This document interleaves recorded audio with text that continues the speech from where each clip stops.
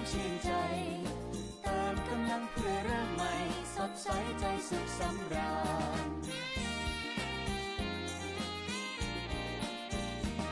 สงกรานต์สงกรานต์ชื่นบานรับพรปีใหม่สมดังตั้งใจคิดการใดให้รุ่งเรือง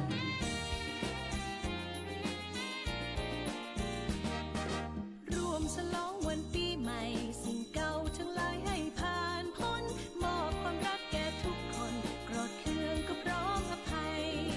ความทุกข์ร้อนให้มัดลายดุจดังสายน้ำชื่นใจเติมกำลังเพื่อเริ่มใหม่สดใสใจสุขสำราญความทุกข์ร้อนให้มัดลายดุจดังสายน้ำชื่นใจเติมกำลังเพื่อเริ่มใหม่สดใสใจสุขสำราญสงกรานต์สงกรานต์ชื่นบานรับพรปีใหม่สมดังตั้งใจคิดการใดให้รุ่งเรือง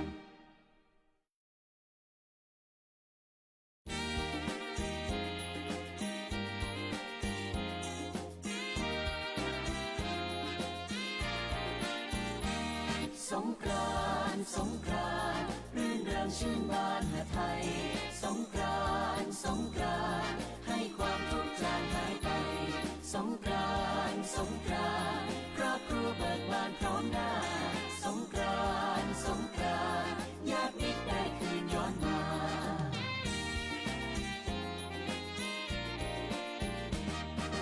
ร่วมฉลองวันปีใหม่สิ่งเก่าทั้งหลายให้ผ่านพ้นมอบความรักแก่ทุกคนโกรธเคืองก็พร้อมอภัยความทุกข์ร้อนให้มันลายดุจดังสายน้ำชื่นใจ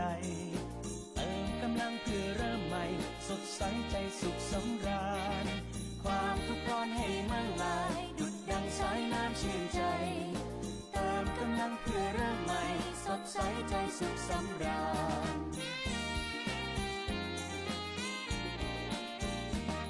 สงกรานต์สงกรานต์ชื่นบานรับพรปีใหม่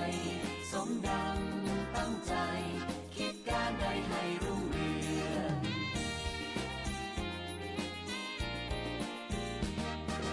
ร่วมฉลองวันปีใหม่สิ่งเก่าทั้งหลายให้ผ่านพ้นมอบความรักแก่ทุกคนโกรธเคืองก็พร้อมอภัยความทุกข์ร้อนให้มัดลายดุจดังสายน้ำชื่นใจเติมกำลังเพื่อเริ่มใหม่สดใสใจสุขสำราญความทุกข์ร้อนให้มัดลายดุจดังสายน้ำชื่นใจเติมกำลังเพื่อเริ่มใหม่สดใสใจสุขสำราญสงกรานต์นะครับประจำปีพุทธศักราช 2569 นะครับลำดับต่อไปนะครับก็จะได้เรียนเชิญคุณสุชาดาจิราธิวัฒน์รองประธานมูลที่วัดยานาวานะครับได้กรุณาจุดธูปเทียนบูชาพระรัตนตรัยที่โต๊ะหมู่บูชานะครับขออนุญาตเรียนเชิญครับ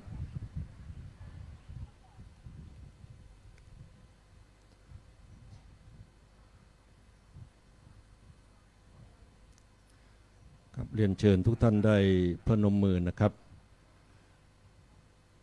ขอเดชะพระพุทธรัตน์กำจัดทุกข์ขอให้ข้าพเจ้าประสบสุขสิริศักดิ์มีหลักฐานขอเดชะพระธรรมรัตน์กำจัดพานขอให้ข้าพเจ้าชื่นบานผุดผ่องพ้นผองภัยขอเดชะพระสังฆรัตน์กำจัดโรคขอให้ข้าพเจ้ามีโชคสืบชนจนเกินไขขอเดชะพระไตรรัตน์ดังฉัตรชัยขอให้ข้าพเจ้าก้าวไกลทวีสุขจงทุกประการเทินกับสาธุสาธุสาธุอนุโมทามิครับหลังจากที่คุณพี่สุชาดาจิราธิวัฒน์ได้จุดธูปเทียนเสร็จนะครับก็จะได้เรียนเชิญอีกท่านหนึ่งนะครับได้จุดเทียนส่องธรรม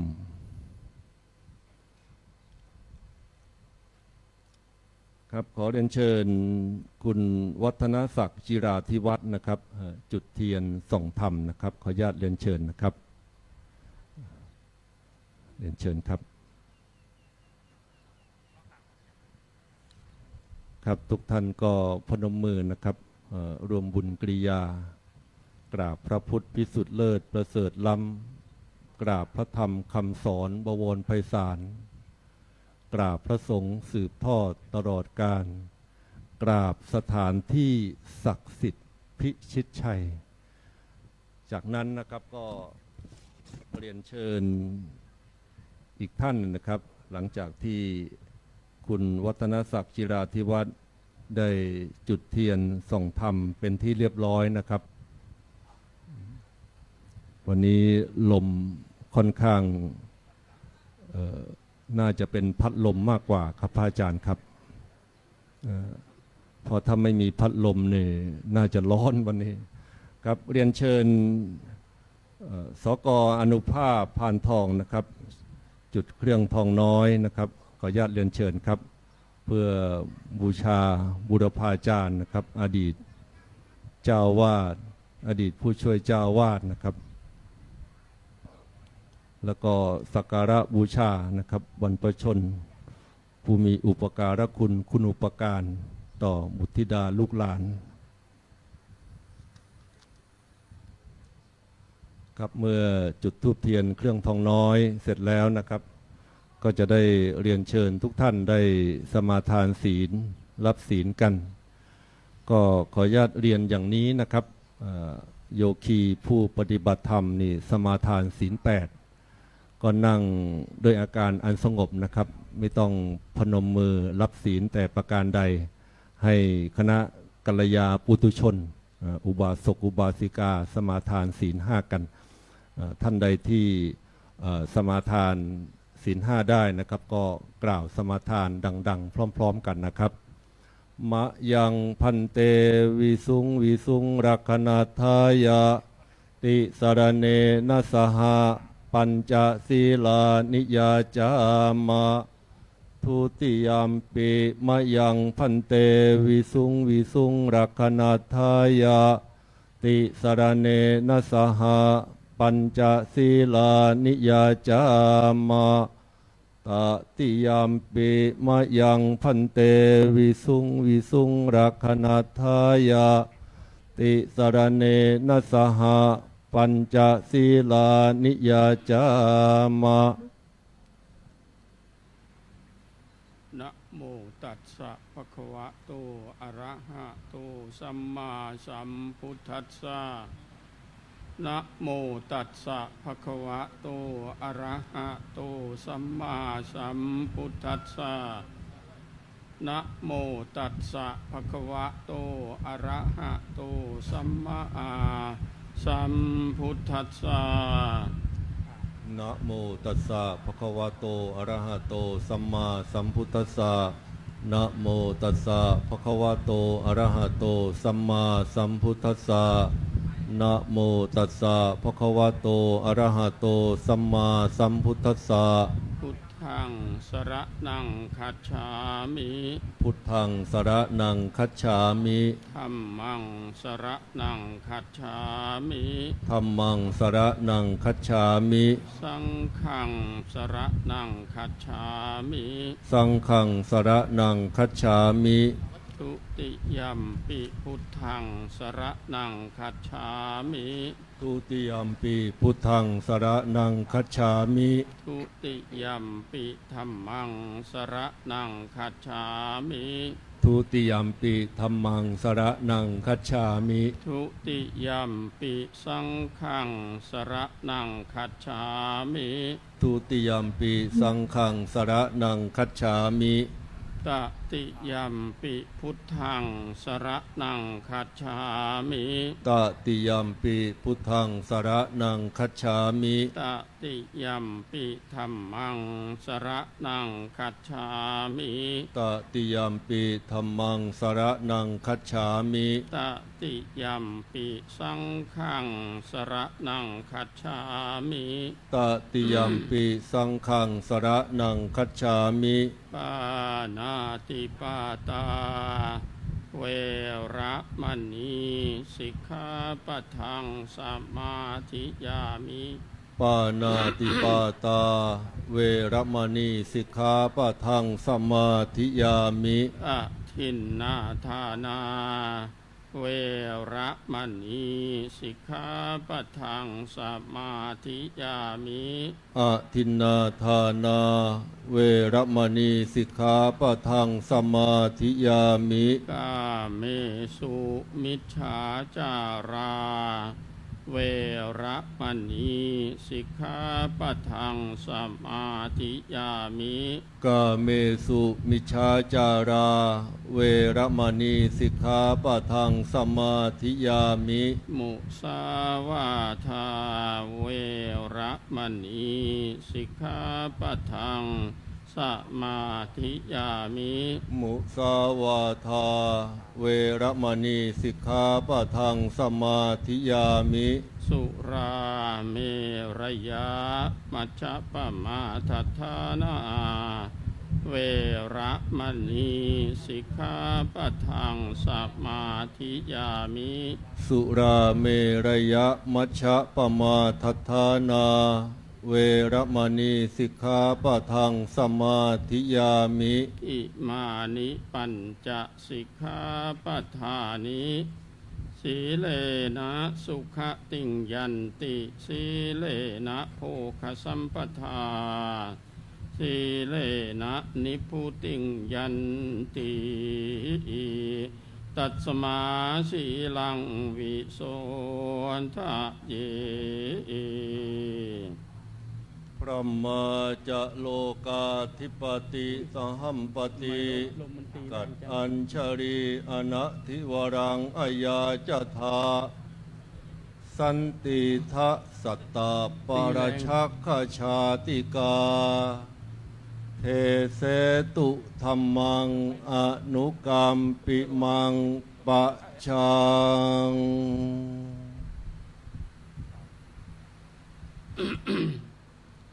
ลมแรงจังนะโอ้ย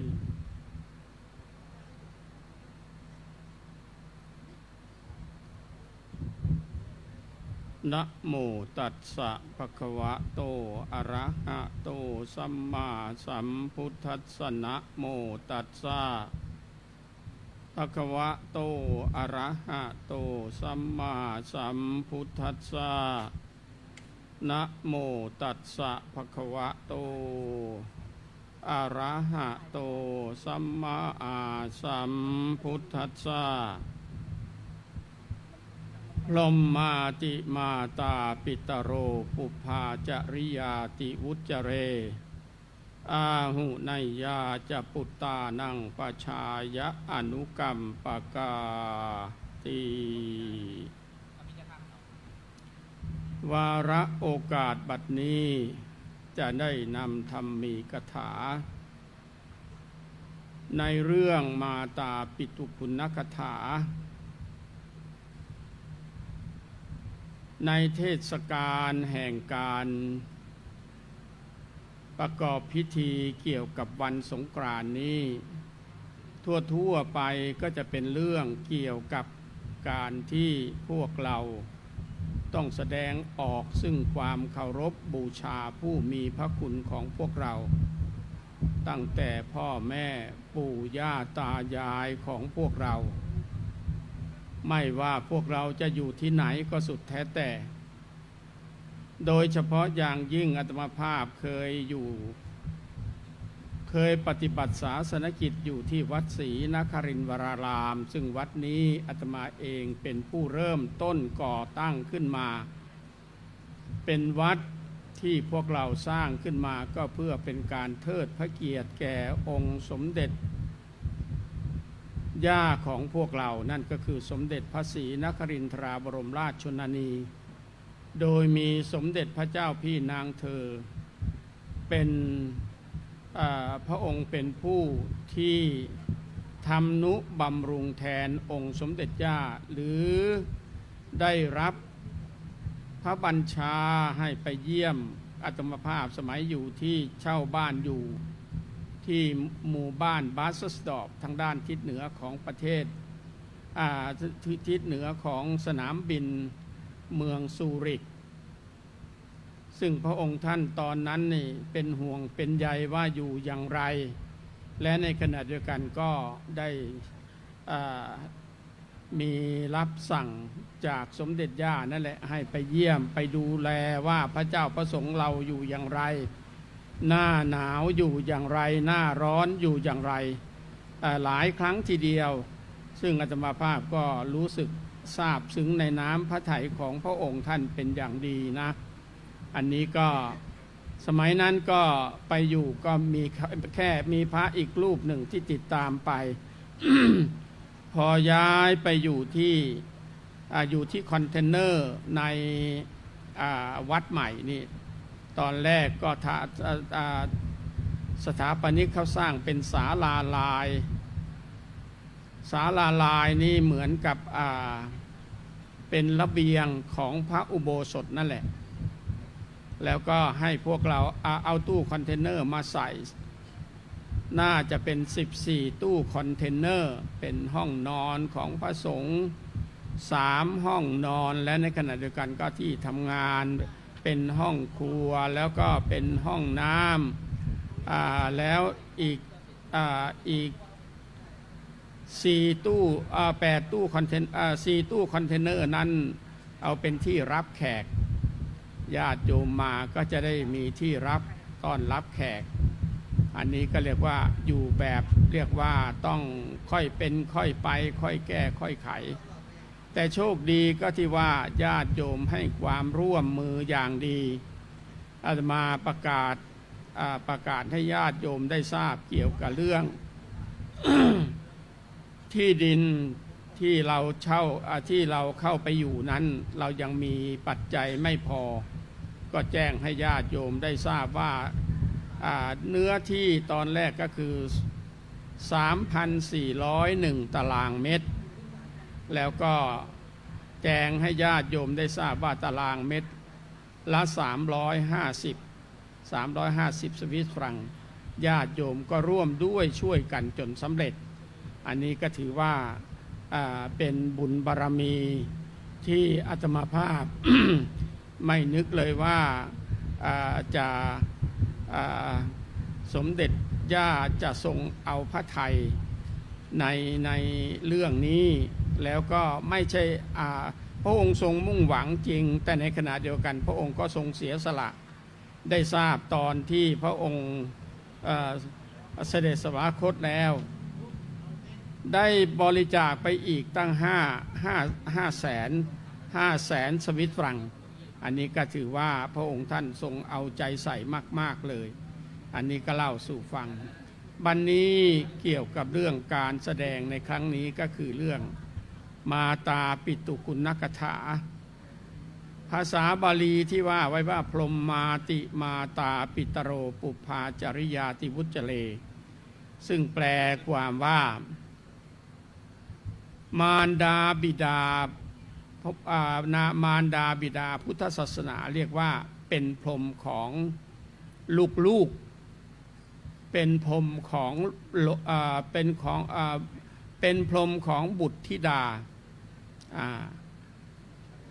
เป็นอาจารย์คนแรกที่อบรมสั่งสอนปุพพาจริยาติวุจเจเลอาหูนายยาเป็นผู้เอื้อเฟื้อเกื้อหนุนช่วยเหลือเกื้อหนุนลูกๆที่อยู่ในช่วงระยะยังช่วยเหลือตัวเองไม่ได้เป็นอาจารย์คนแรกและก็ในขณะเดียวกันสั่งสอนทุกอย่างแนะนำทุกอย่างเรียกว่าครูคนแรกก่อนจะเข้าเรียนนั้นก็คือคุณพ่อคุณแม่ตั้งแต่การกินการอยู่การทำอะไรการหลับการนอนการตื่นอะไรพวกนี้ล้วนแต่เป็นหน้าที่ของคุณแม่คุณพ่อที่ช่วยกันดูแลอาหุนายาเป็นผู้ควรแก่ของต้อนรับและของคำนับนั่นก็คือของฝากของฝังอะไรก็สุดแท้แต่เป็นหน้าที่ของลูกๆจะต้อง ให้ความเอื้อเฟื้อเกื้อหนุนเมื่อเจริญเติบโตมาแล้วอันนี้แหละเป็นผู้อนุเคราะห์และในขณะเดียวกันลูกเต้าก็ต้องให้ความเคารพบูชาเป็นผู้ควรที่จะต้องได้รับของคำนับของเคารพที่ลูกเต้าจะช่วยกันหามาให้อะไรพวกนี้เดี๋ยวเรื่องนี้เป็นเรื่องสำคัญแต่ปัจจุบันนี้เราเห็นได้เลยว่าข่าวคราวเกี่ยวกับเรื่องฆ่าการทำลายพ่อแม่ทำลายชื่อเสียงของพ่อแม่แม้กระทั่งถูกฆ่าตายก็ยังมีเพราะไปติดพันเกี่ยวกับเรื่องยาเสพติดอะไรเหล่านี้เป็นต้นคุณพ่อคุณแม่แนะนำไม่ถูกใจก็เอาแล้วเล่นงานกันนะก็น่าสงสารในฐานะที่พวกเราเป็นชาวพุทธอันนี้เป็นเรื่องที่จะต้องให้ลูกหลานนั้นได้เข้าใจทางที่ดีอย่างที่มีพวกสมณเณรมาบวชเนนภาคฤดูร้อนในช่วงระยะนี้ก็เห็นว่าตอนเย็นนี้ก็จะสึกแล้วก็คงได้รับการอบรมจากครูบาอาจารย์ไม่น้อยทีเดียวน่าจะเก็บเอาไปคิดว่าคุณพ่อคุณแม่ถ้าเราไม่มีพ่อแม่เราจะเกิดมาได้อย่างไรแล้วเกิดมาแล้วท่านก็ไม่ทอดทิ้งดูแลให้การช่วยเหลือเกื้อหนุนทุกอย่างให้การศึกษาเล่าเรียนให้การเรื่องการอยู่การกินอะไรพวกนี้ทั้งหมดทุกอย่างเป็นหน้าที่ของคุณพ่อคุณแม่เพราะฉะนั้นนี่พวกลูกๆต้องให้ความเคารพต่อท่านดังนั้นนี่ถ้าว่าไปแล้วพูดถึงคนไทยที่ไปอยู่ในประเทศสวิตเซอร์แลนด์พอจะถึงเดือนเมษาเนี่ยนะเขาเตรียมพร้อมแล้วเตรียมพร้อมจะกลับมา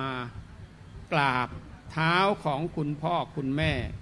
ญาติพี่น้องแล้วก็ครูบาอาจารย์ที่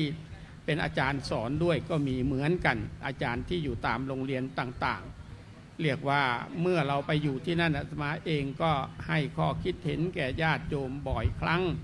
และในขณะเดียวกันเราก็มีการสอนกรรมฐานให้ญาติโยมด้วย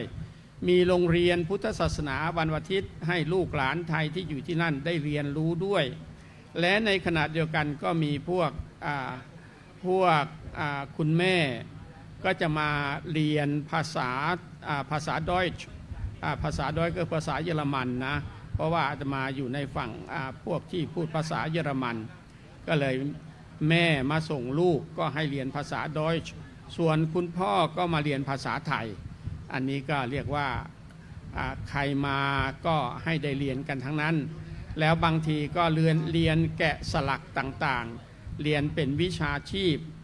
ก็มีครูอาจารย์ที่เป็นเรื่องเหล่านี้มาสอนก็ทำให้ญาติโยมดีใจกันมากๆในขณะที่อยู่ที่นั่นนะอันนี้ก็เล่าให้ฟังลูกหลานไทยที่อยู่ที่นั่นก็ได้เรียนภาษาไทยเรียนรู้วัฒนธรรมไทย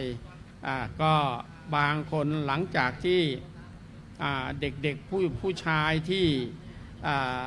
มาบวชเนรศึกหาลาเพศไปแล้วก็มาเรียนโรงเรียนพุทธศาสนาวันอาทิตย์ต่อก็ยังมีนะอันนี้ก็เล่าสู่ฟังเพราะฉะนั้นนี่วัฒนธรรมของไทยเรานี้เป็นที่ประจักษ์ชัดว่าคนไทยเรานั้น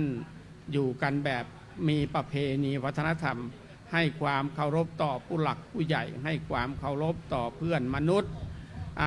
โดยเฉพาะอย่างยิ่งงานสงกรานต์แต่ละปีนี้ก็มีชาวต่างชาติมาร่วมประเพณีมาร่วมบุญประเพณีของพวกเราแล้วก็ไม่ได้สร้างปัญหาอะไรมากมายให้ชาวต่างชาติต้องประสบกับปัญหาต่างๆที่เกี่ยวข้องกับชีวิตของเขาอะไรอย่างนี้นะถ้าหากว่าเขาไม่ทำอะไรให้เป็นเรื่องที่แปลกๆไป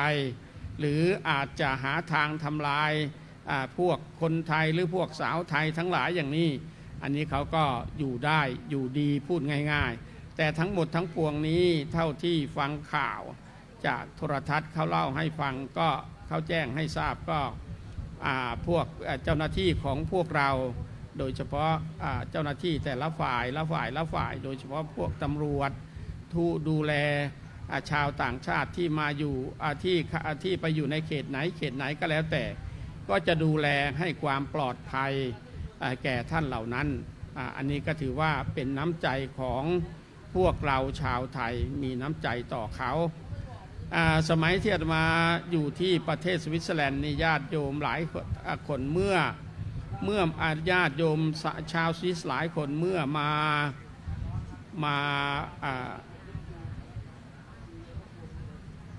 มากับเพื่อนแล้วก็บางครั้งเพื่อนนั้นก็ไม่ได้เห็นหน้ากันแต่ว่าเคยเป็นเพื่อนกันก็มาไปเยี่ยมแล้วเสร็จแล้วเป็นช่วงระยะที่เขากำลังทานข้าวทานปลากันตอนเช้านี่นะเขาก็ถามว่าถ้าเป็นคนสวิตนี่เขาเมื่อไม่ได้รับเชิญเขาก็ไม่เรี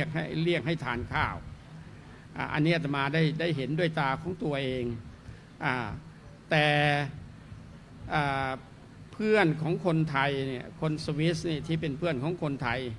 มาในช่วงระยะนั้นเขากำลังทานข้าวแล้วเขาก็ขอเชิญให้ทานข้าวมันจะน่าเกลียดไหมเขาก็ถามอยู่นะ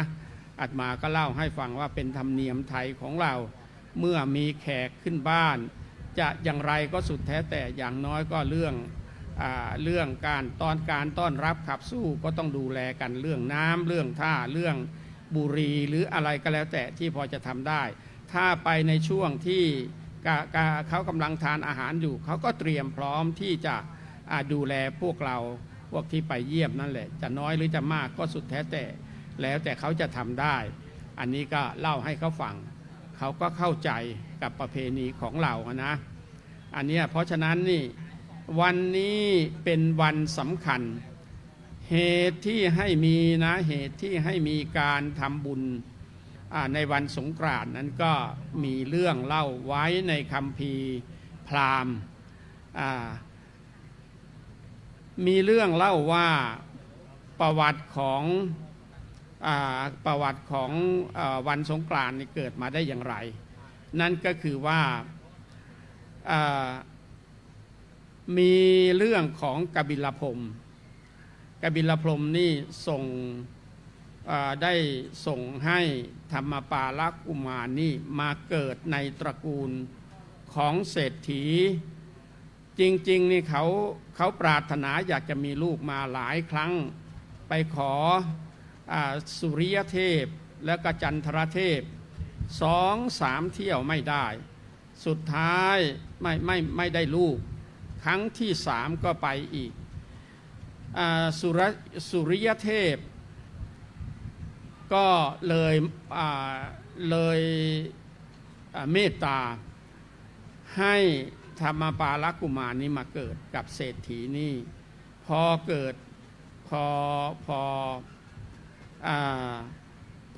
มาเ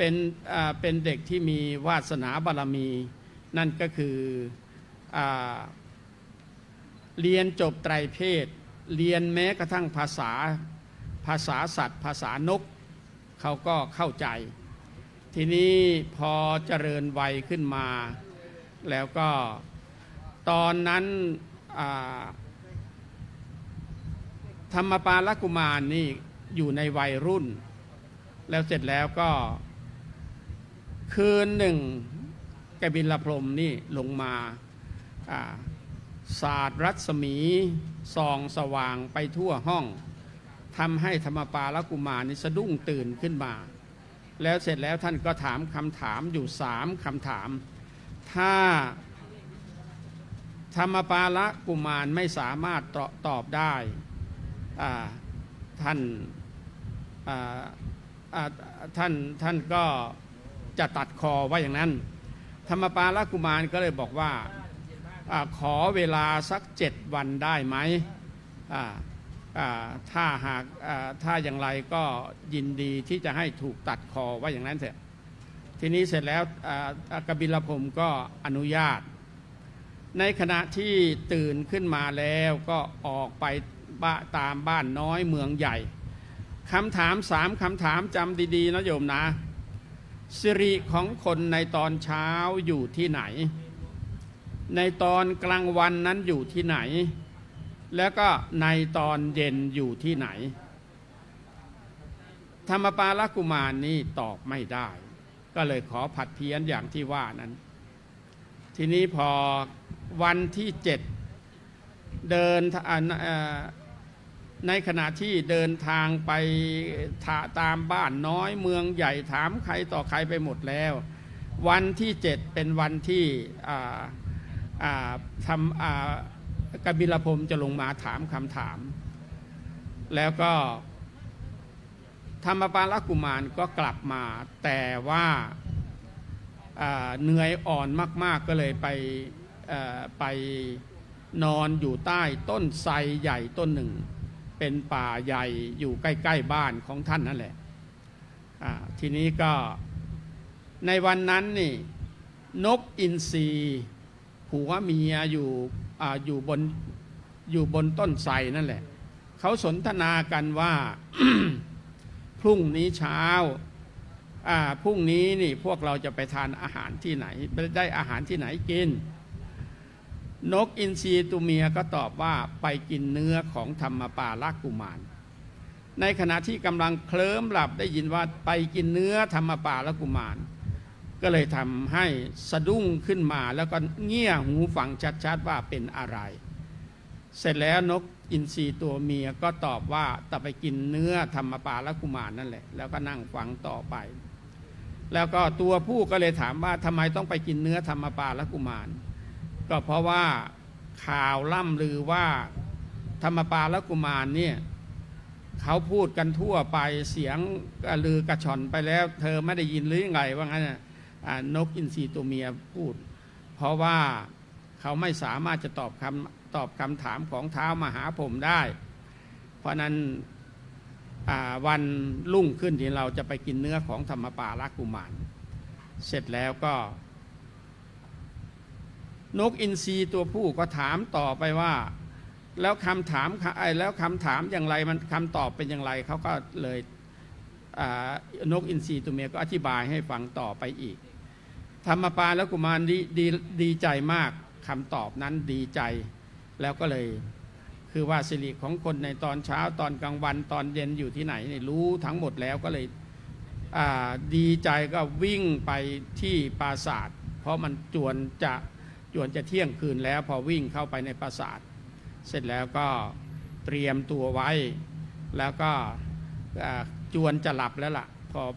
พอกบิลพรหมลงมาก็ถามคำถาม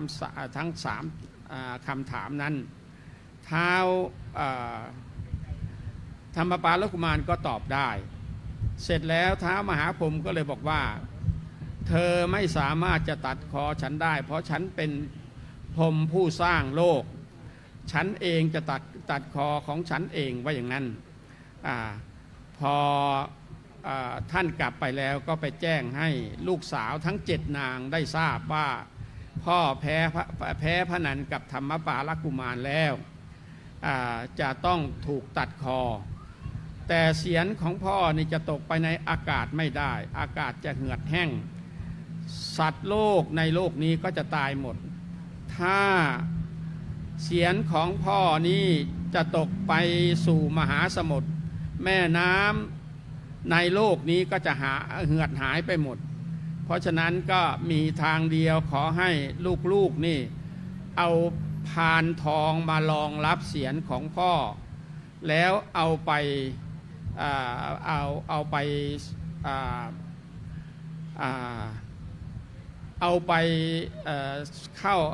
ปใส่ไว้ในถ้ำที่ภูเขาไกรลาดนะแล้วเสร็จแล้วทุกปีในเดือนเมษายนเนื่องจากเสียงของพ่อร้อนมากๆพวกหนูจะต้องเอาเสียงของพ่อมาแห่รอบเขาไกรลาดนั้น1 ชั่วโมงแล้วเสร็จแล้วก็ส่งเอาแห่รอบแล้วในขณะเดียวกันก็เอาน้ำอบน้ำหอมนี่มาโสดสงเสียงของกบิลพรหมนั้นแล้วเสร็จแล้วก็เอาเข้าไปไว้ในถ้ำภูเขาไกรลาดอีกเหมือนเดิมว่าอย่างนั้นอันนี้คือความเป็นมานะ เพราะฉะนั้นนี่คำว่าเสียรของพ่อในที่นี้นี่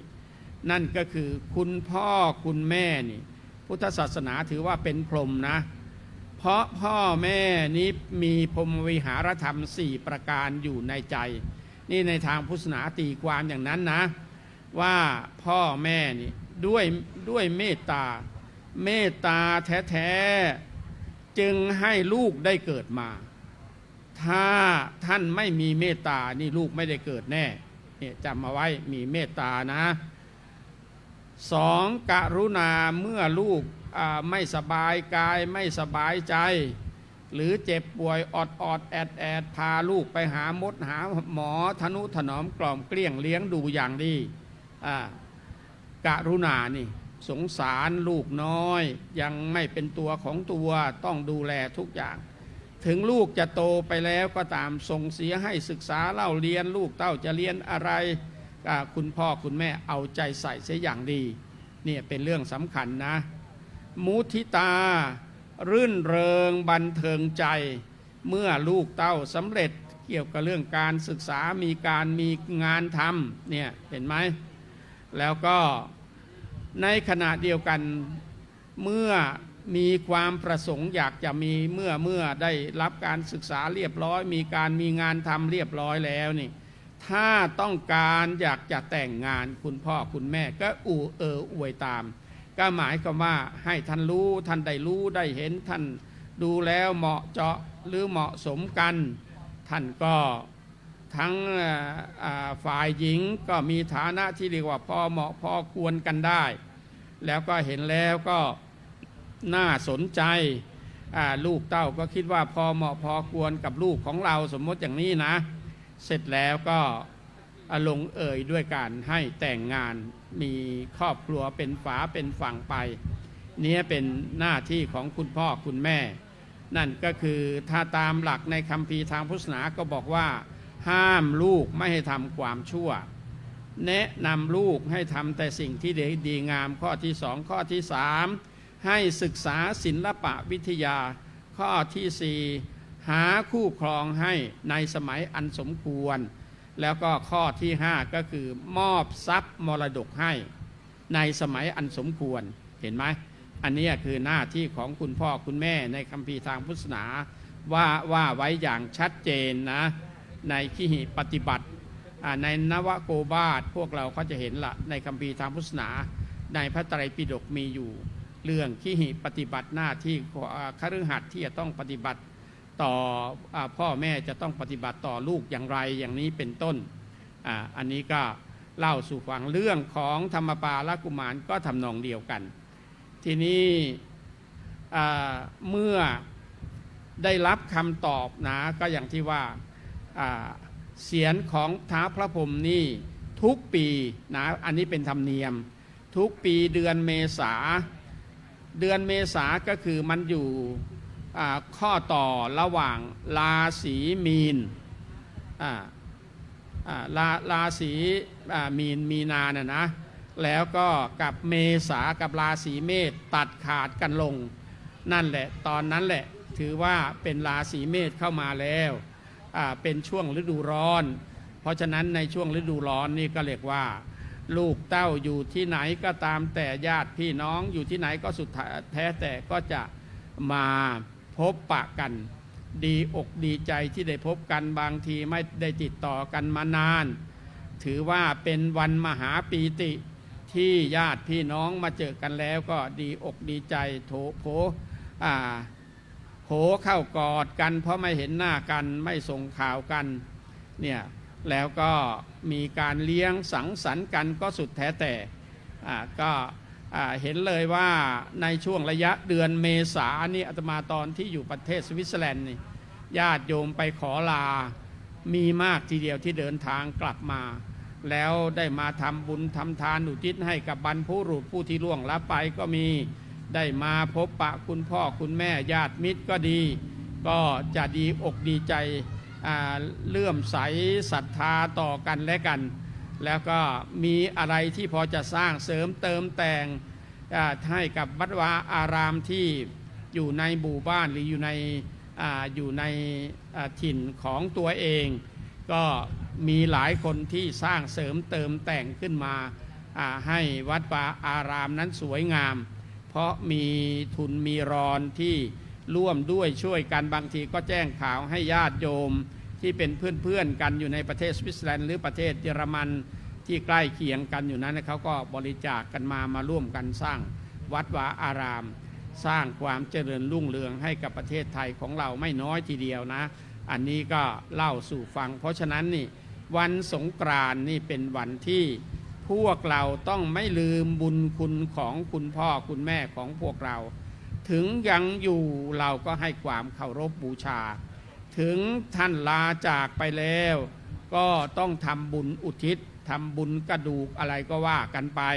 หรือทำบุญอุทิศให้ก็สุดแท้แต่อย่างวันนี้ก็พวกเราได้มีพระเจ้าพระสงฆ์นิมนต์พระเจ้าพระสงฆ์มาจะสวดพุทธมนต์เนี่ยนะอาจจะเป็นธรรมนิยามก็สุดแท้แต่และในขณะเดียวกันก็มีการทำบุญให้ญาติโยมได้มีโอกาสทำบุญอุทิศให้กับบรรพบุรุษของเรา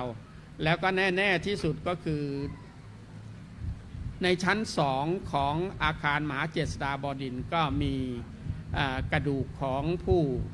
มีพระคุณหรือญาติมิตรของพวกเรา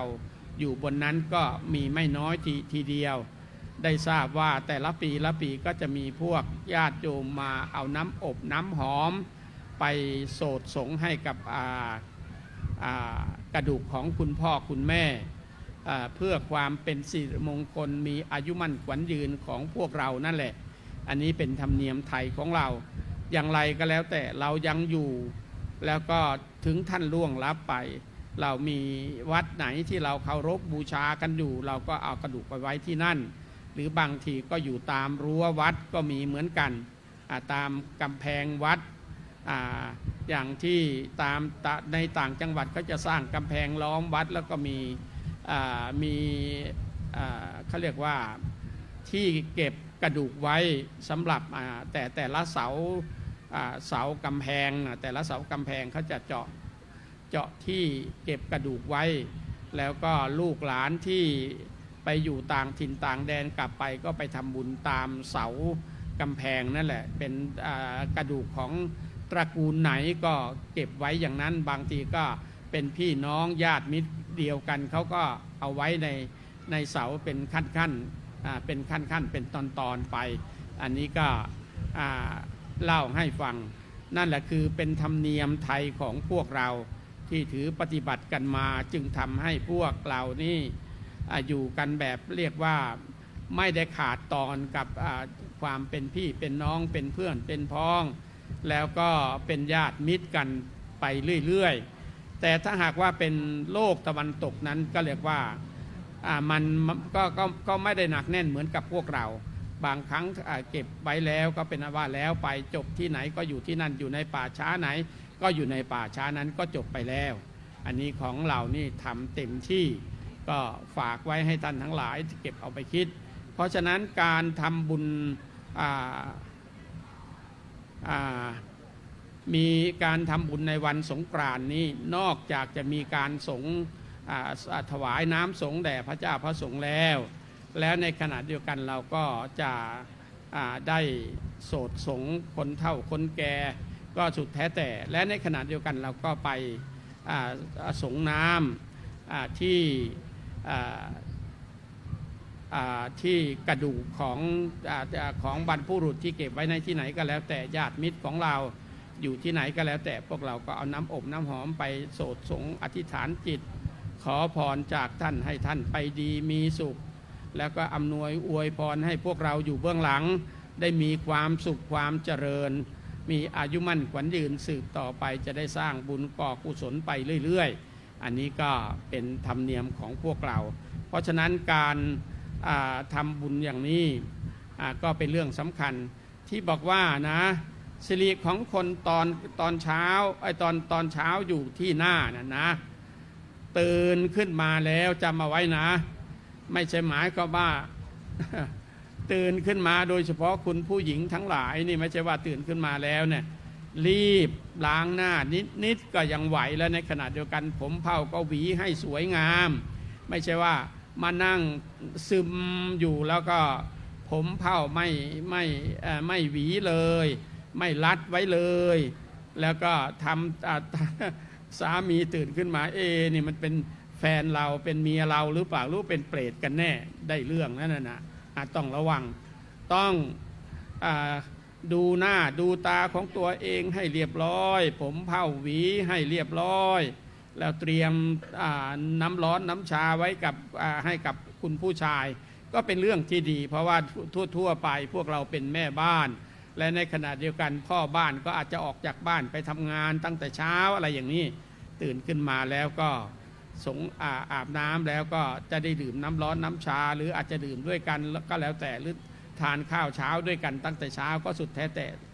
ตามความสะดวกนะเพราะฉะนั้นก็ลูกผู้หญิงเราที่เป็นแม่บ้านนี่ต้องดูแลบ้านช่องห้องหอให้เรียบร้อยแล้วก็นั่นที่ว่ากลางวันนี่สิริของคนกลางวันอยู่ที่หัวใจฟังไว้นะอันนี้สำคัญคนที่มีคุณธรรมอยู่ในใจต้องมีใช้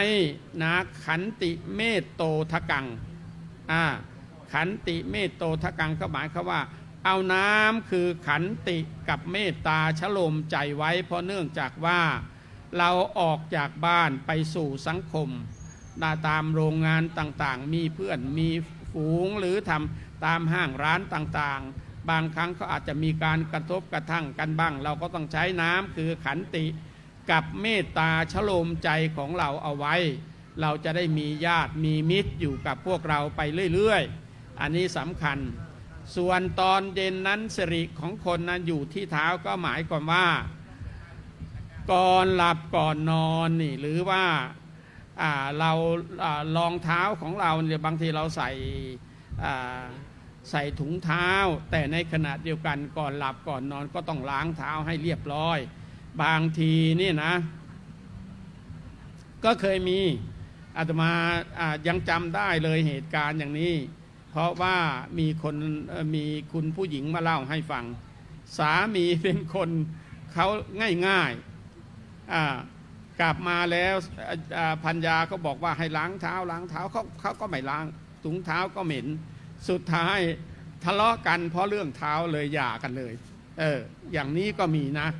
อยู่ที่วินเตอร์ทูใกล้ๆวัดสมัยก่อนเทศมาอยู่ใกล้กับวินเตอร์ทูอยู่เมื่อเป็นเมืองใหญ่อีกเมืองหนึ่งข้างๆซูริกนะทางด้านทิศเหนืออันนี้ก็คิดแล้วก็น่าสงสารแล้วเสร็จแล้วก็ไม่รู้จะว่ายังไงเพราะผู้ชายเขาเป็นคนง่ายๆก็ไม่รู้จะว่ายังไงเขาก็เลิกลากันไปแล้วอันนี้เห็นแล้วเป็นเรื่องจริงอย่างนี้แต่แน่นอนที่สุดแหละพวกเราพระเจ้าพระสงฆ์นี่เราไม่เป็นกันลักษณะอย่างนั้นเพราะอะไรเพราะเนื่องจากว่าเป็นธรรมเนียมที่พวกเราก่อนหลับก่อนนอนก็ต้องดูแลความสะอาดความเรียบร้อยอยู่แล้วในเรื่องเหล่านี้นะก็เล่าสู่ฟังเพราะฉะนั้นนี่ตกตอนเย็นก็ต้องรู้จักล้างเท้าก่อนหลับก่อนนอนบางครั้งอาจจะไปเที่ยวดึกดื่นกว่าจะกลับมานะจะเข้าห้องนอนก็ควรจะต้องพิจารณา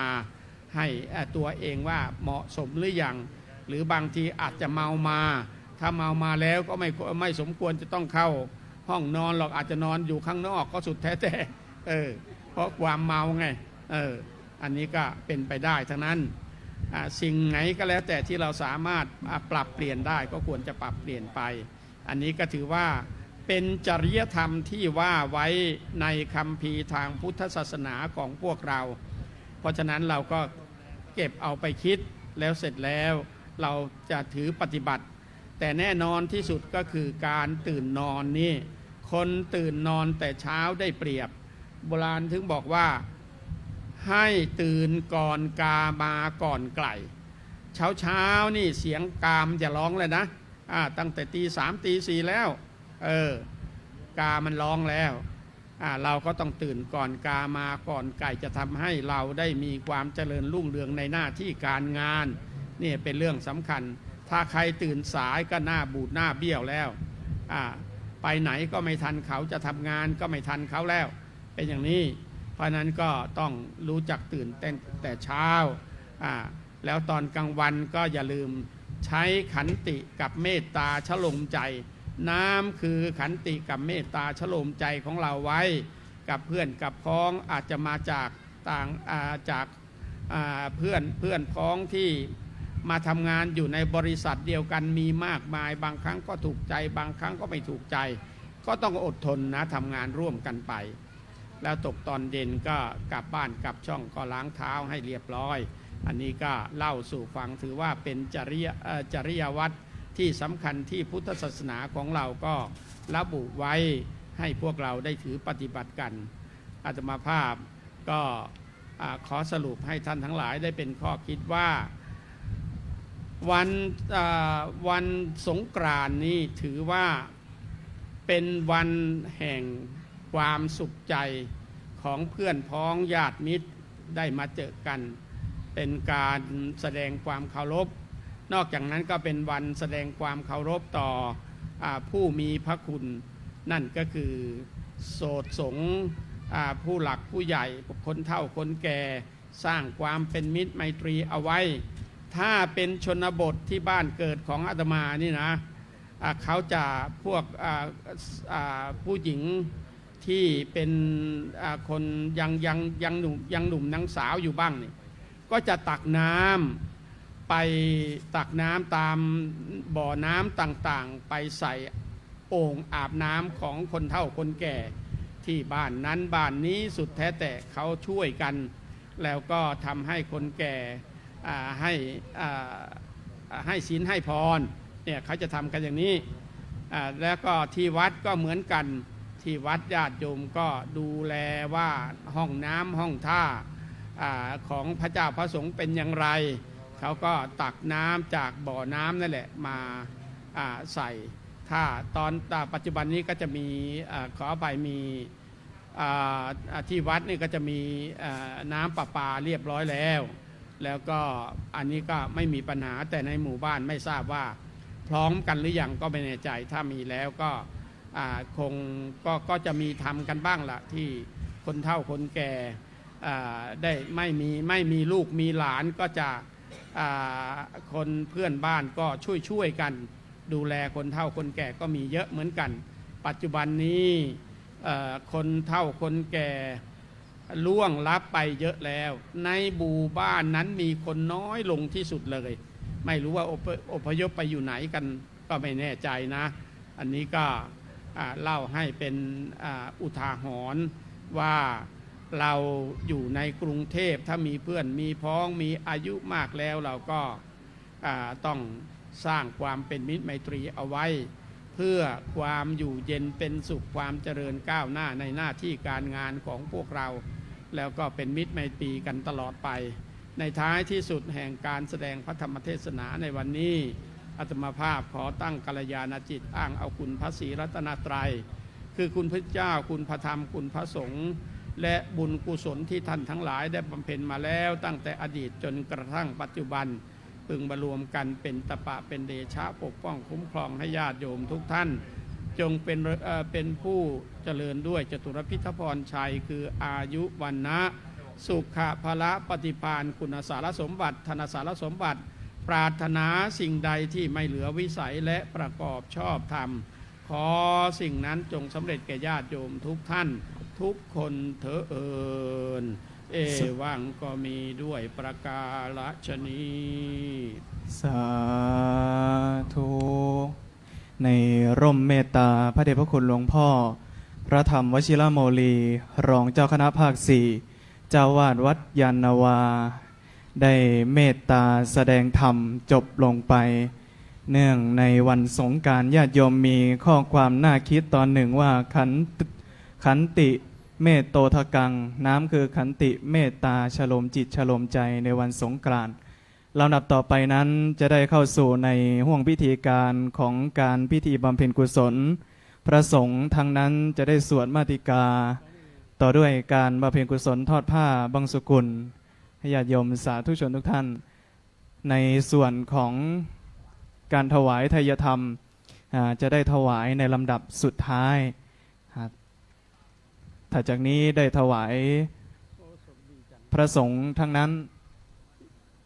สวดมาติกาเป็นลำดับต่อไปครับขอกราบอาราธนานิมนต์ด้วยความเคารพครับ น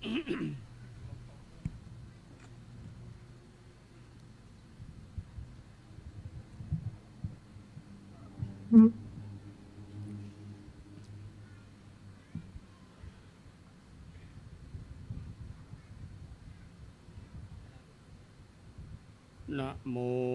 ตัสสะภะคะวะโตอะระหะโตสัมมาสัมพุทธัสสะนะโมตัสสะภะคะวะโตอะระหะโตสัมมาสัมพุทธัสสะนะโมตัสสะภะคะวะโตอะระหะสัมมาสัมพุทธัสสะกุศลธัมมากุศลธัมมาอภิยากตาธัมมาสุขายเว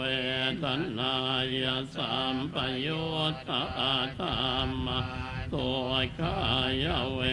ทนายสัมปยุตธรรมา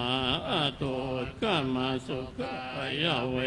ทนายสัมปยุตตาวิปากธรรมาวิปากธรรมธรรมาเนววิปากนะวิปากธรรมอุปาทินนุปาทานิยธรรมาอนุปาทินนุปาทานิยมาอนุปาทินะอนุปาทานิยธรรมาสังกิเลสสังกิเลสธรรมาสังกิเลสสังกิเลสิกาธรรมาสังกิเลสสังกิเลสิกาธรรมาสวิตากสวิตาราธรรมาอวิตากวิจารมาตาธรรมาอวิตากวิจาราธรรมาปิ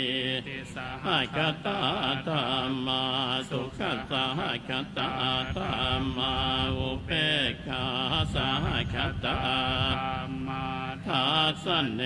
นะปะหาตาภาธรรมาภาวนายปะหาตาภาธรรมาเน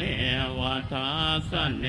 นะนะภาวนายปะหาตาภาธรรมาทัสเน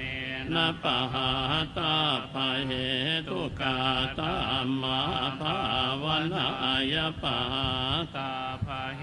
ตุกาธรรมาเนวทัสเนนะนะภาวนายปะหาตาภาเหตุกาธรรมาอาจยคามิโนธรรมาอปัจจยคามิโนธรรมาเนวาจยคามิโนนาปัจจยคามิโนธรรมาเสกขาธรรมาอาเสกขาธรรมาเนวเสกขานาเสกขาธรรมาปริตตธรรมามหากัตถะธรรมาอัปปมาธรรมาปริตตารามนาธรรมามหากัตถารามธรรมาปริ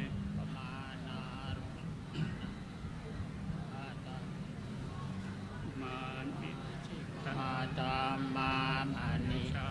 ธรรมาปณิธรรมาชยยันยายตาธรรมายตาธรรมามาคาเห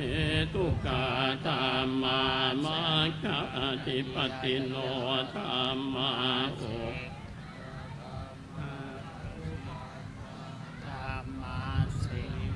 โยธรรมาอธิตาธรรมาอนาคตธรรมาปัจจุปันนาธรรมาอธิตาธรรมนาธรรมาอนาคต นารามณาธรรมาปหิตาธรรมาอาชาตปหิตาธรรมาอาชาตารามณาธรรมาปหิตารามณาธรรมาอาชาตปหิตารามมาอาติทัสทัสสนิตาธรรมาธรรมาสนิจาจนะจาปฏิกาธรรมาอนิทัสสนาปฏิกาธรรมาเหตุปัจจโย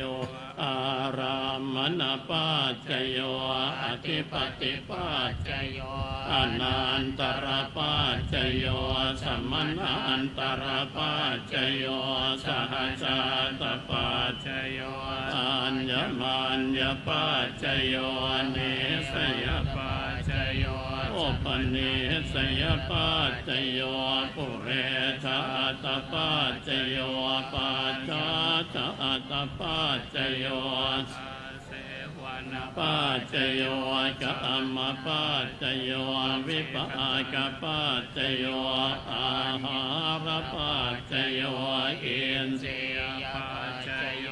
ชานะปัจจโยมาคปัจจโยสัมปโยตปัจจโยวิปโยตปัจจโยอัตถิปัจจโยนาติปัจจโยวิคตปัจจโยอวิคตปัจจโย เพื่อความบริบูรณ์ยิ่งขึ้นแห่งพิธีการบำเพ็ญกุศลอุทิศส่วนกุศลแด่บรรพบุรุษในลำดับต่อจากนี้จะเป็นพิธีการทอดผ้าบังสกุลโดยแบ่งออกเป็น3ชุดญาติโยมมีด้วยกันทั้งหมด3ชุดเมื่อสาธุชนญาติโยมทุกท่านได้ทอดถวายครบทั้ง3ชุดแล้วหลังจากนั้นจะได้กราบอาราธนาพระสงฆ์ทั้งนั้นได้พิจารณาผ้าบางสกุลในชุดแรกนั้นขอเจริญพรผู้แทนแม่ชีสุวรรณากิจพ่อค้าแม่ชีบุญยืนแม่ชีขวัญยืนทองประเสริฐคุณสุชาดาจิราธิวัฒน์คุณมยุรีนวรัตโนภาสคุณนาฏนิษฐาจิราริยพงศ์คุณพัชรีหลินวัฒนาคุณอัมภัยสุภาคุณบรรหารบุญเจริญคุณธัญญะตังคบัญชาคุณกฤตตินวารุณีคำแดงและคุณศศิวรรณโมลิวัฒน์ทั้ง10ท่านได้เจริญพรได้ทอดถวายพระไตรบังสกุลกับพระสงฆ์ในชุดแรกรับผ้าไตรจากศาสนพิธีการแล้วก็ยกจบอธิษฐานแล้วก็ทอดถวายแด่พระสงฆ์ทั้ง10รูปญาติโยมอาจารย์เจริญพรญาติโยมยืนเบื้องหน้าพระสงฆ์ทั้ง10รูปมีพระเดชพระคุณหลวงพ่อเป็นต้นหลังจากนั้นแล้วได้ยกจบอธิษฐานวางทอดบนผ้าภูสายโยงเจริญพรระยะเวลานี้อาตมาภาพขอประกาศรายนามเจ้าภาพที่จะได้ทอดถวายในชุดที่2ส่วนญาติโยมท่านไหนที่ยังไม่มีผ้าไตรได้เจริญพรบูชาผ้าไตรจีวรที่จะมาทอดผ้าได้นะญาติโยมนะในชุดที่3ส่วนเจ้าภาพในชุดที่2นั้นขอเจริญพรลำดับที่1แม่ชีทิติมาคุ้มเงินแสน2คุณธัญรักษ์พระวันธนบูรณ์3ผู้แทนผู้ปฏิบัติราชกรเดชปัจจัย4คุณปุญชรัตน์โชตินพัฒน์อนันต์5คุณธนันท์6คุณสมใจวัฒนมงคลสุข7คุณขวัญละพาเงาเทพพุทธาราม8ผู้แทนสำนักปฏิบัติธรรมวัดยานนาวา9ผู้แทนสำนักปฏิบัติธรรมวัดยานนาวาและ10ผู้แทนสมาคมส่งเสริมความเจริญพระพุทธศาสนาสำหรับผู้แทนสำนักปฏิบัติธรรมแล้วก็ผู้แทนสมาคมส่งเสริมได้ขอเจริญพรและเจริญพรทุกท่านชุดที่10ท่านได้เจริญพรรับผ้าไตร เข้าทอดถวายเบื้องหน้าพระสงฆ์เป็นชุดที่สอง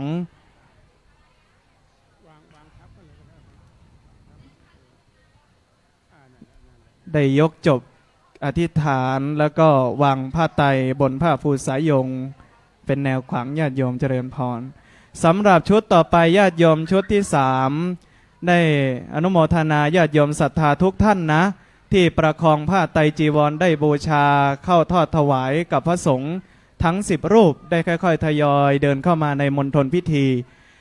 ตั้งแต่มีลำดับที่1ถึงลำดับที่10มีพระเดชพระคุณหลวงพ่อเจ้าวาดเป็นต้น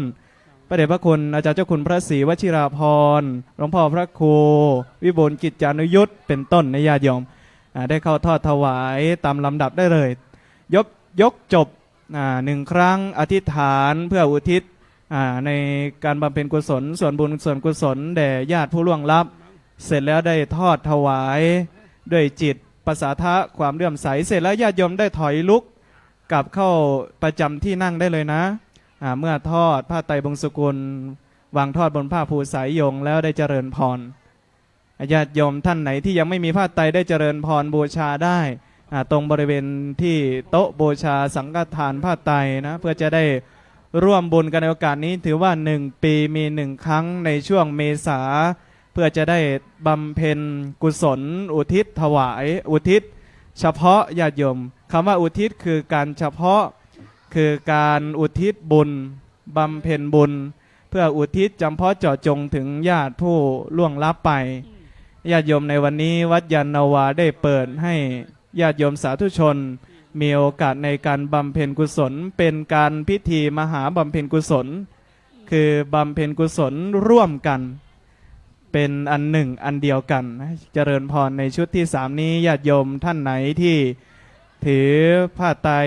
ประคองผ้าไตรที่ได้น้อมนำบูชามาได้เข้าถวาย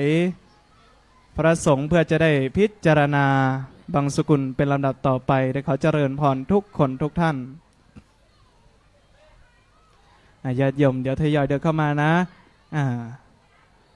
รูปที่2 3 4 5ได้เลยนะโยมนะจะได้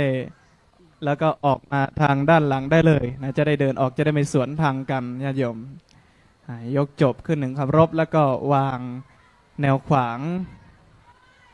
สาธุ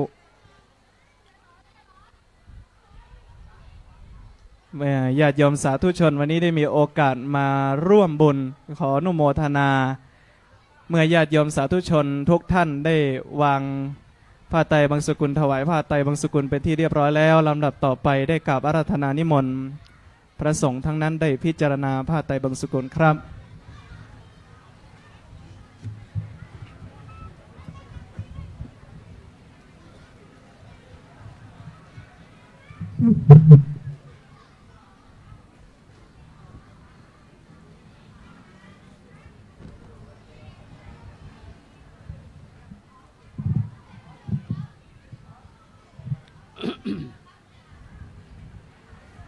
อนิจจา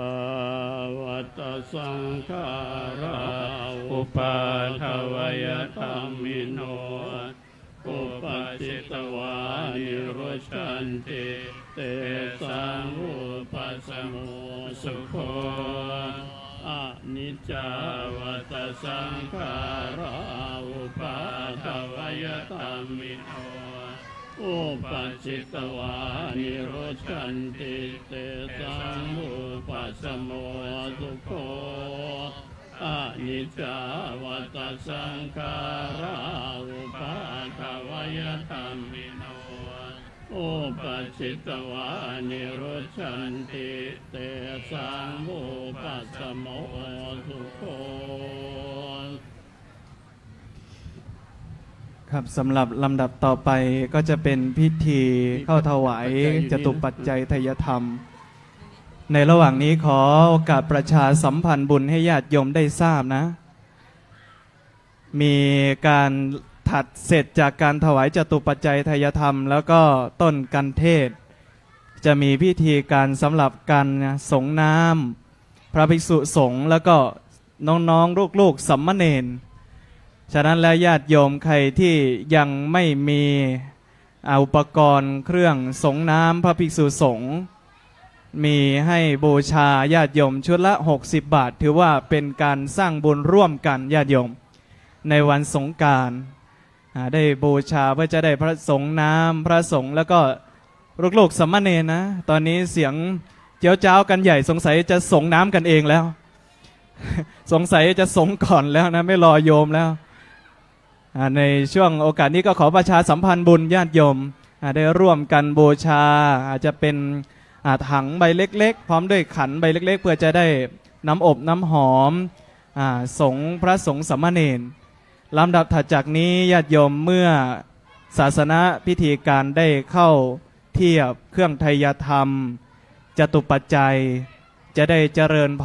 รญาติโยมอีกทั้ง10 ท่านได้เข้าถวายเครื่องจตุปัจจัยไทยธรรมดังนั้นแล้วขอขานลายนามในเบื้องต้นผู้เป็นเจ้าภาพมีจิตศรัทธาได้เข้าถวายจตุปัจจัยไทยธรรม10 ท่านดังต่อไปนี้ได้แก่ลำดับที่1คุณสุชาดาจิราธิวัฒน์2คุณมยุรีเนาวรัตโนภาส3คุณพัชรีลินวัฒนา4คุณนาลานิสนุชาจิรายพงศ์5คุณบรรหารบุญเจริญ6คุณอัมภัยสุภา7คุณกิตตินคุณวารุณีคำแดง8คุณสศิวรรณโมลีวัฒน์9คุณจิรนันท์เลาหะวิรภาพ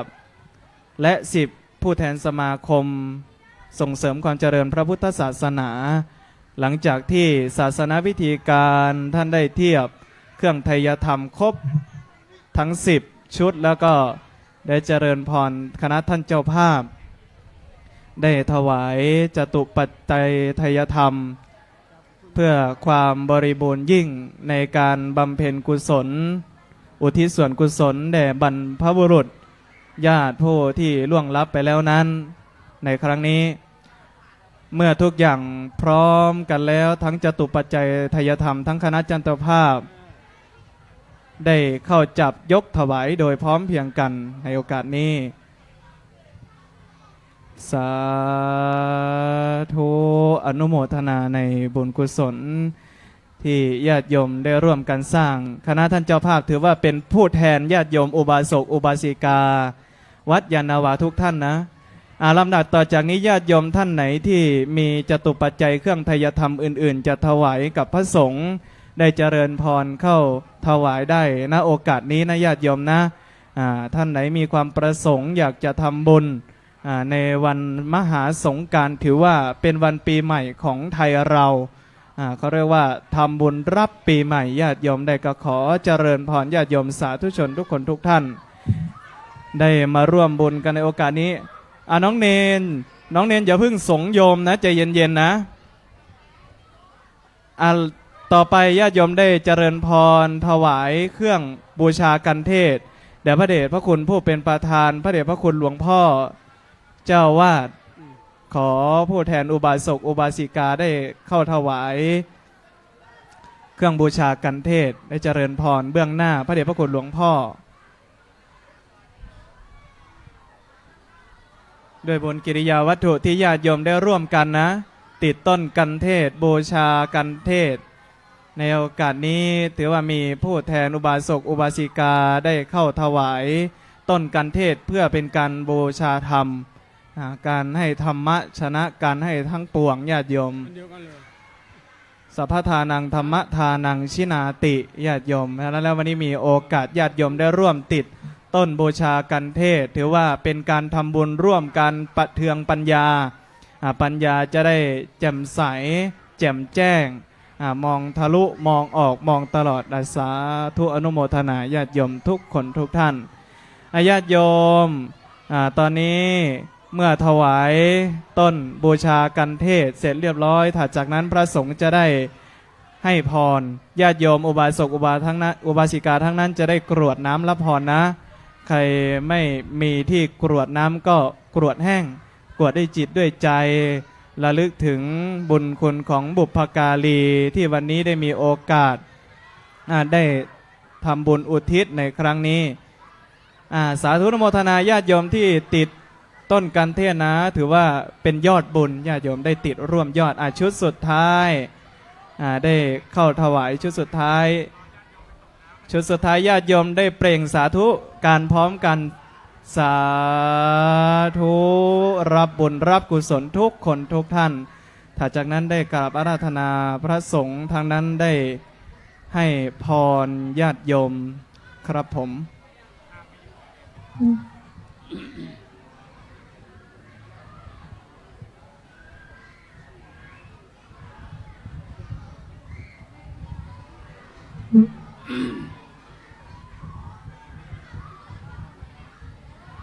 เด่นไม่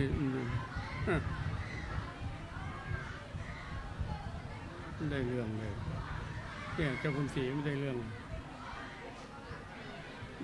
น้องๆสมณเณรนะเดี๋ยวพี่เนนครับสมณเณรทุกรูปฟังพระอาจารย์งดใช้เสียงก่อนสักครู่หนึ่งได้ไหมครับโอเคนับ1 ถึง 3เงียบนะครับ1 2 3โอเคครับยะถาวาริวาหาปูราปาริปูเรนติสาคารังเอวะเมวะอิโตทินังเปตานังอุปกปติอิชิตังปฏิตังตุมังคิปะเมวะสมิจจตุสัพเพปูเรนตุสังกปาจันโทปนระโสยะถามณิโชติระโสยถานสัพเพติโยเววาจันโทสัพพะโรโควินาศตุมาเตมภวัตอันตรายโย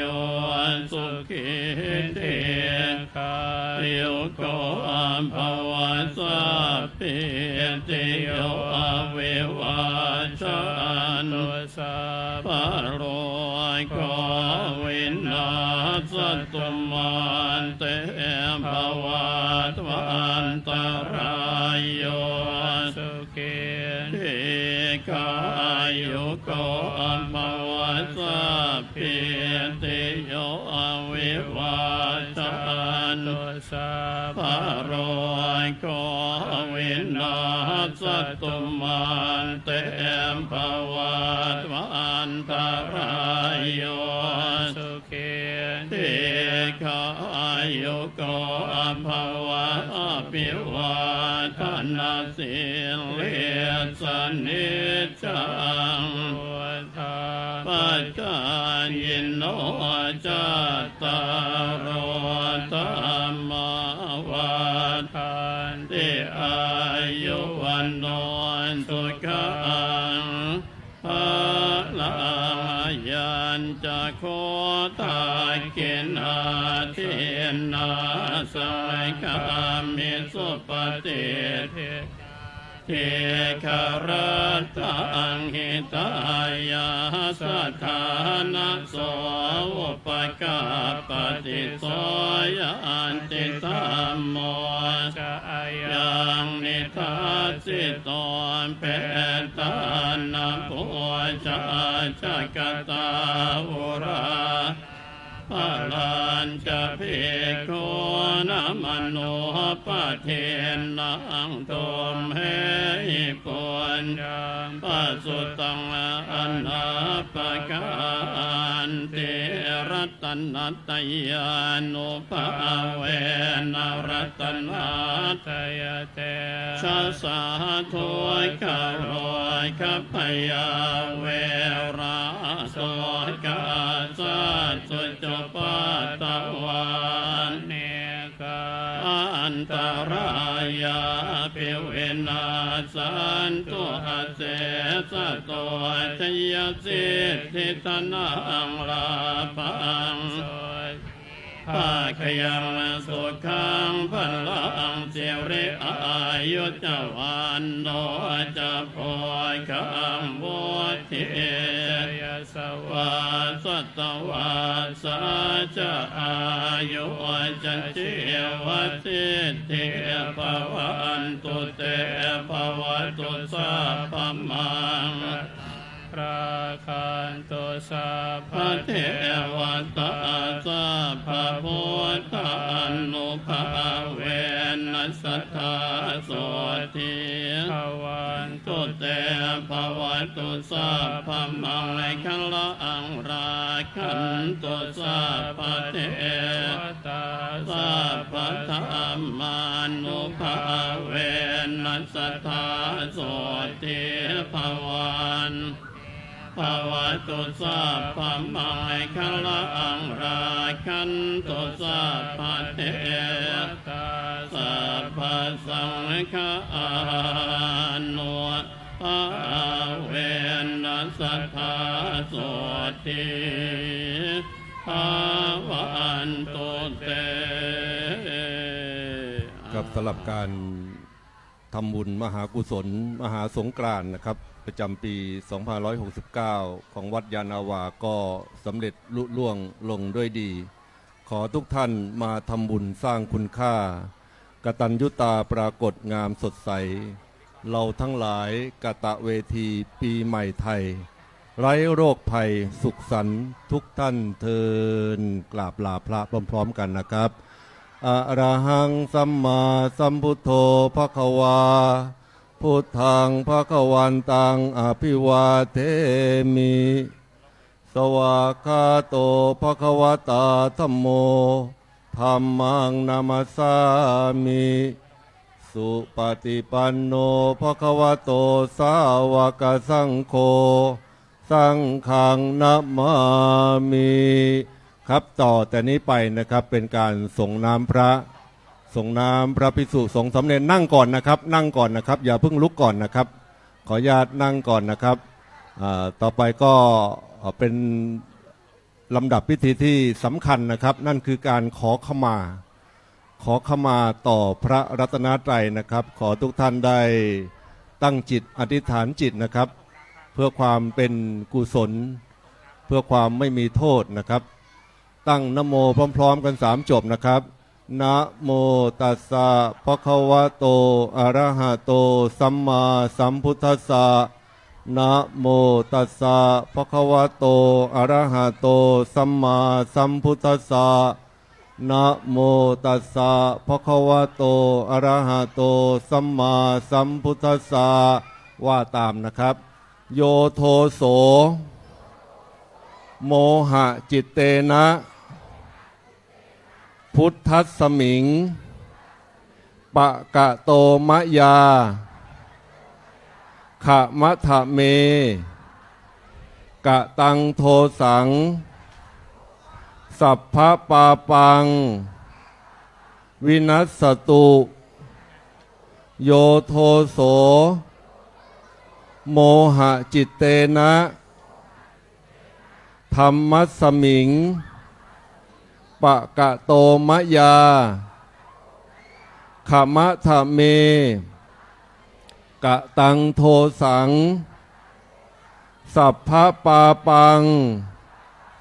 วินัสสตุโยโทโส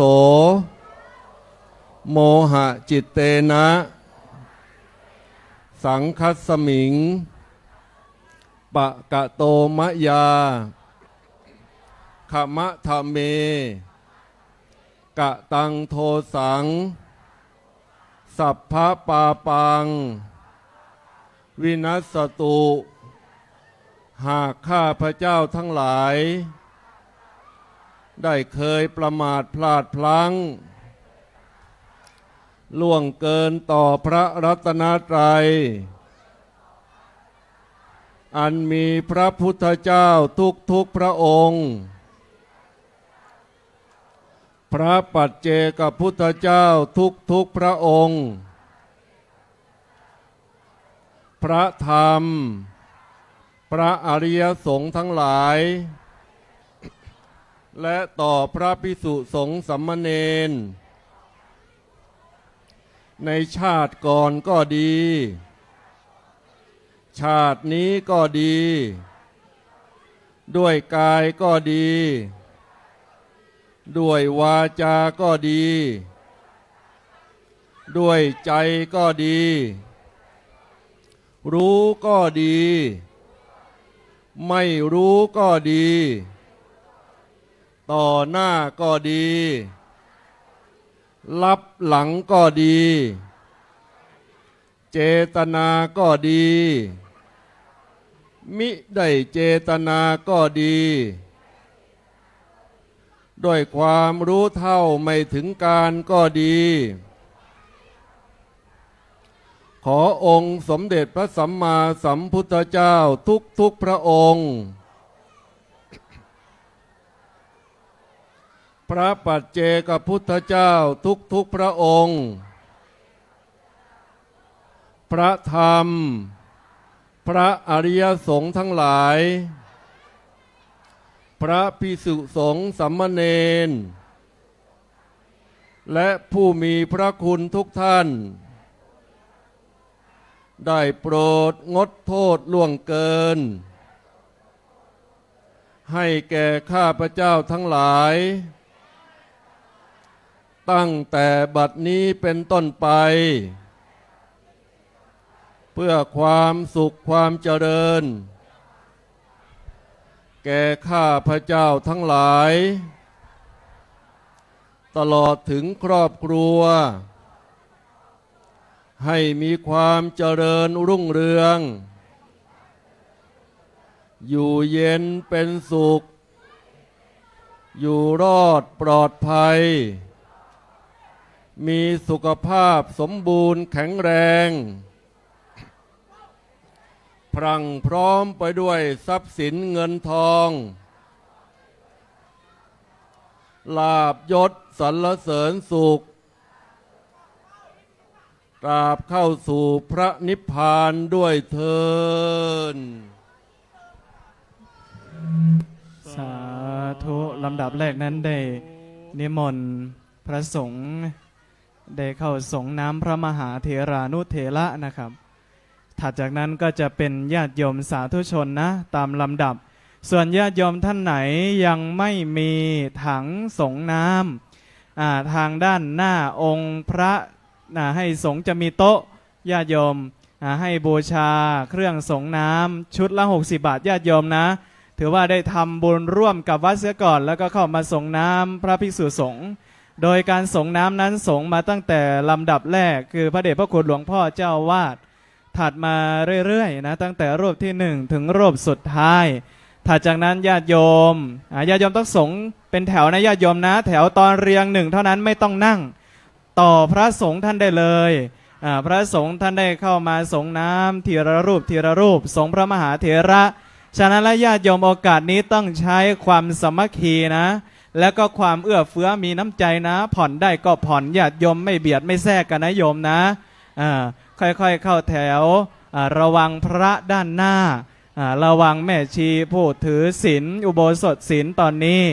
อนุโมทนาแล้วก็ญาติโยมสังเกตดูช่องสุดท้ายจะมีช่องเดินออกนะญาติโยมเหลือที่ว่างไว้ด้วยนะช่องระหว่างเก้าอี้องค์พระสุดท้ายท่านจะได้เดินออกได้นะญาติโยมนะเหลือรันเวย์เหลือช่องให้หน่อยโยมนะช่องตรงกลางระหว่างเก้าอี้จะมีช่องกว้างๆอยู่ไว้เป็นทางออกนะญาติโยมฉะนั้นแล้วก็ตัดแถวช่วงนี้ไว้ให้พระท่านแล้วก็ผู้ที่ส่งน้ำเสร็จได้เดินออกนะญาติโยมนะเพื่อความสะดวกญาติโยมพระมหาเถระได้เมตตาพวกเราอนุโลมให้ใส่รองเท้าได้ให้ยืนได้เดินได้เลยไม่ต้องคุกเข่านั่งหรือว่าถอดรองเท้าทั้งนี้ก็เพื่อความสัปปายะนะญาติโยมนะแล้วก็เพื่อความรวดเร็วเพราะว่าวันนี้ญาติโยมสาธุชนมามากมายหลายท่านส่วนท่านไหนยังไม่ได้บูชาญาติโยมถังมีน้ำหอมมีกลีบดอกไม้นะญาติโยมญาติโยมกระเป๋าของส่วนตัวนะญาติโยมได้สะพายหน่อยนะสะพายติดตัวเอาไว้ญาติโยมเพื่อความปลอดภัยถึงขั้นที่สุดญาติโยมแล้วก็บูชาญาติโยมชุดละ60 บาทเท่านั้นถ้าบูชาตอนนี้อาตมาฟรีโปรโมชั่นให้เอาถังกลับบ้านไปเลยนะโยมนะถ้าบูชารอบนี้ญาติโยมสามารถเอาถังกลับบ้านไปเล่นน้ำสงกรานต์ต่อได้เลยนะโยมนะได้ถือว่าร่วมบุญกับทางวัดในวันสงกรานต์ชุดละ60 บาทเท่านั้นเสร็จจากได้สงน้ำพระสงฆ์แล้วญาติโยมสาธุชนได้เวียนออกมาไปสงน้ำสามเณรเราญาติโยมนะส่วนน้ำพระพุทธรูปญาติโยมน่าจะได้สงกันอยู่แล้วนะ ทุกคนเรียบร้อยแล้วพระพุทธสำเภาทองของเราขออนุโมทนาในกุศลเจตนาญาติโยมสาธุชนทุกคนทุกท่าน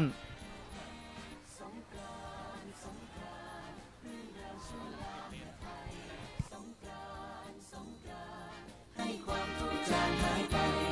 สงกรานต์สงกรานต์ครอบครัวเบิกบานพร้อมหน้า สามเณรนั่งอยู่กับที่เสกคาถาก่อนเร็วถังสีเหลืองรถใหญ่พร้อมกันพนมมือเก็บของก่อนสวดก่อนถ้าสวดจบไวพระอาจารย์จะให้เขาฉีดเลยพร้อมกันอิติปิโสภะคะวะอะระหังสัมมาสัมพุทธไม่ได้ยินเลยวิชาจารณะสัมปันโนสุขโตโลกวิทูตโรปุริสธรรมสารติสัทธาเทวมนุสานังพุทโธภคะวะติสวากโตภคะวตาธัมโมสันติติโกอากาลิโกเอหิปัสสิโกยิโกปัจจัตตังเวทิตาโพวินโยอิติสุปฏิปันโนภะคะวะโตสาวกโคอุชุปฏิปันโนภะคะวะโตสาวกสังโฆยายาปฏิปันโนสาวกสังโฆยะสายายาปฏิปันโน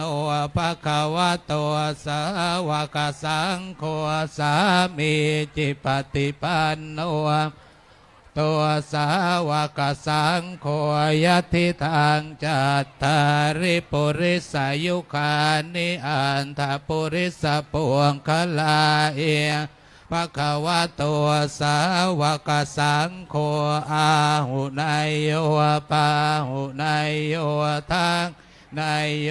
อัญชลีกรณิโยอนุตตรังปุญญเกตังโล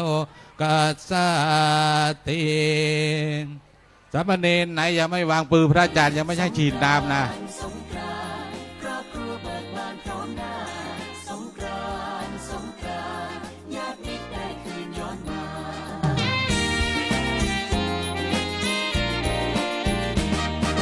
ร่วมฉลองวันปีใหม่สิ่งเก่าทั้งหลายให้ผ่านพ้นมอบความรักแก่ทุกคนโกรธเคืองก็พร้อมอภัยความทุกข์ร้อนให้มันลายดุจดังสายน้ำชื่นใจเติมกำลังเพื่อเริ่มใหม่สดใสใจสุขสำรา